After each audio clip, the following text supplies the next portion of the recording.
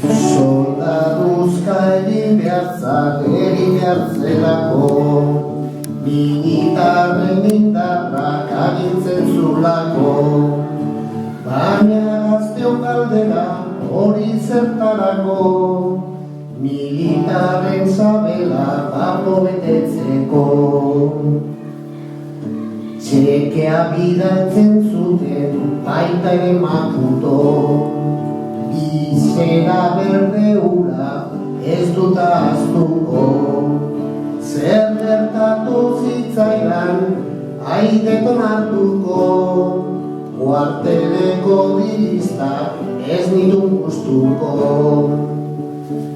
Pentsamendun artean bazegon aldea, gizarteak beti du indarra gortea, etorkizun iluna genuen ordea, antimilitarista sortu zen taldea. Bertan sortu genuen taldea zen usta, beraz jaso genuen insumison usta.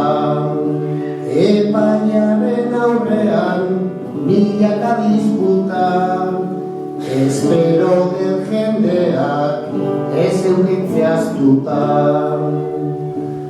Soldaduzkarako prest gure autobusa, anaiok ez genekin nola zen obusa.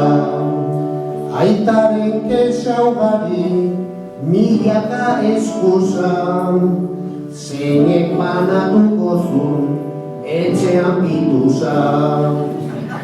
Familian bian aita biokin zurizo, batzuek usten arren ez geunden gaixo.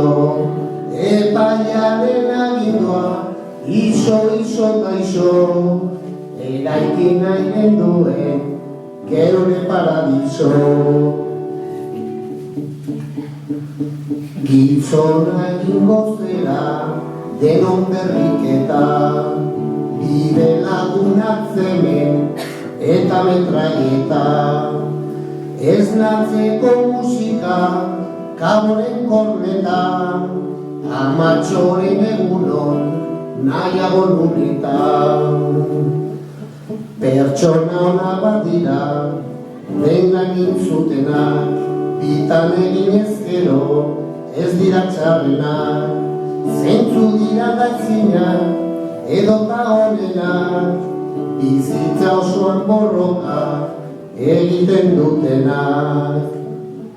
Kuartelera joateko inungo beharrik, korneta joko zuten guretzat alperrik.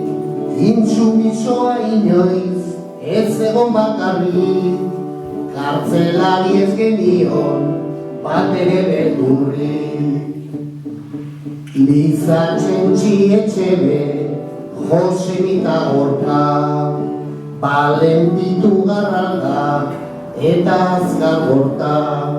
Ezin du gogoratu izen guztien sorta, gaztek eskertu dute guk denon borroka. Gaztek eskertu dute guk denon borroka.